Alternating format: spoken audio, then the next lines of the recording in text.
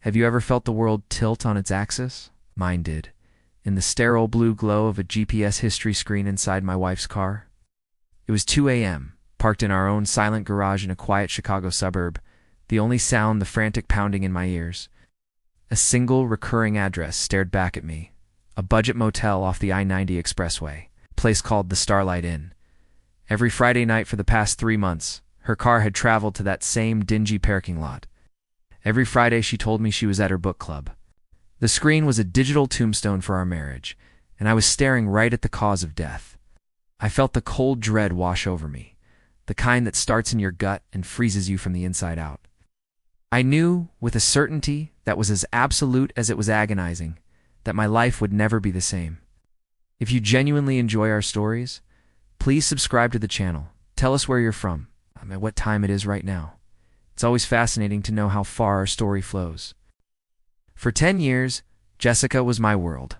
We built a life from nothing, renovating an old brownstone in Lincoln Park, celebrating promotions, mourning losses. I thought we were a team. But for the last 6 months, a subtle chill had crept into our home. It started with her phone, always angled away from me, the screen dimming the second I walked into the room. Then came the late nights at her marketing firm, the client dinners that stretched past midnight. When I'd ask, her answers were vague, coated in a layer of annoyance, as if my questions were an inconvenience. She'd look at me, her eyes once warm and full of life, now cold and distant, and say, "Don't you trust me, Tom?" It was a masterstroke of manipulation, turning my concern into an accusation. The real shift happened about a month ago. I came home early from a business trip, wanting to surprise her. I found her in the living room on the phone, her back to the door. Her voice was different, a low, intimate murmur I hadn't heard in years. "I miss you too, Mark," she whispered. "Friday can't come soon enough." She laughed, a sound that was both foreign and painfully familiar. Then she saw my reflection in the darkened window. She froze, her face a mask of panic before it hardened into a scowl.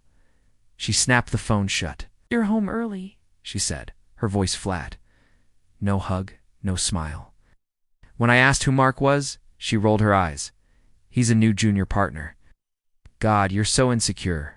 She made me feel small, foolish, a paranoid husband in a story I didn't want to believe. They felt untouchable, wrapped in their bubble of deceit, laughing at the loyal man paying the mortgage. That night something inside me shattered. The man who loved her, the man who would have walked through fire for her, died in that living room. I lay in bed, listening to her breathe, the soft, even rhythm, a testament to her complete lack of guilt. I didn't sleep. I just stared at the ceiling, the pieces of her betrayal clicking into place. The credit card receipt for a dinner for 2 at a restaurant. She told me she hated the scent of a cologne that wasn't mine on her. Jacket the Friday nights. It was a slow, agonizing bleed. In the darkness, a new man was born from the ashes of my broken heart, a man who understood that love could be a weapon, and that revenge was a dish best served cold, calculated and public. The first step was proof. Incontestable, soul-crushing proof. I hired a private investigator, a grizzled ex-cop who'd seen it all. I gave him the address of the Starlight Inn and the name Mark. It took him less than a week. The photos he delivered were a gut punch. Jessica, my Jessica, laughing as she walked into that cheap motel room, her hand intertwined with a smug-looking man in a tailored suit. Mark, they were dated, time-stamped, and crystal clear.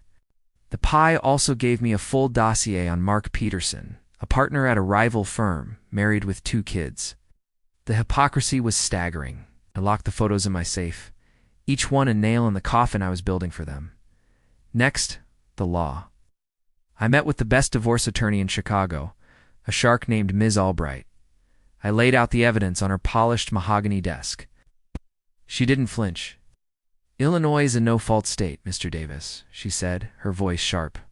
"But infidelity can have a significant impact on the division of assets, especially when marital funds are used to facilitate the affair." We spent the next month meticulously tracing every dollar. The secret credit card, the lavish gifts for Mark, the motel rooms all paid for from our joint account. My money. We prepared the filings, but we didn't file. Not yet. The trap needed to be perfect. The final piece was social destruction. Jessica was a rising star in her firm, recently nominated for a prestigious Women in Marketing award. Her entire career was built on an image of integrity and empowerment. Mark was the same, a family man, a pillar of his community. I found out the award ceremony was a massive gala at the Drake Hotel on Michigan Avenue. Her parents would be there. Her CEO would be there. Everyone who mattered in her world would be in that room, and that's where the curtain would fall. The week of the gala, I played the part of the doting husband. I told her how proud I was. She soaked it in, her arrogance blinding her to the storm that was coming. On the night of the event, she looked stunning in a silver gown. "You look beautiful," I said, the words tasting like ash. She just smiled a victor's smile. As we drove to the hotel, she held my hand, her touch feeling like a spider on my skin. "I'm so glad we're past that rough patch," she said. "I love you." I just nodded, my heart a block of ice. The gala was opulent. Chandeliers dripped with crystal. Champagne flowed. Jessica was in her element, gliding from one conversation to the next. I saw Mark across the room, standing with his own wife, a kind-looking woman who had no idea her world was about to implode. Jessica and Mark exchanged a brief, knowing glance, a spark of shared conspiracy. That was my cue. As her name was called for the award, I made my move. I had arranged for a technical difficulty with the main presentation screen. As Jessica walked toward the stage, beaming, the screen behind her flickered. And then, it wasn't her corporate headshot that appeared. It was a photo, the first photo. Her and Mark walking into the starlight, in his arm around her waist. A collective gasp rippled through the ballroom. Jessica froze, her smile dissolving into pure horror. Another photo flashed on the screen, this one of them kissing in the motel parking lot. Then another, and another. A slideshow of her betrayal for all to see. I had also emailed the entire evidence package to Mark's wife and the board of directors at both of their companies, just moments before. In the stunned silence of the ballroom, I walked to the front, took the microphone from the shocked presenter, and looked directly at my wife. "Congratulations, Jessica," I said, my voice calm and clear, echoing through the vast room. "You got the recognition you deserve." I saw her parents staring, her mother's face streaked with tears. I saw her CEO, his expression one of cold fury. Yes. I saw Mark, pale and trembling, being confronted by his devastated wife. Jessica just stood there, a statue of shame, her life burning to the ground around her. I placed the microphone back on the podium and walked out of the ballroom without looking back. The aftermath was total. She was fired. He was fired.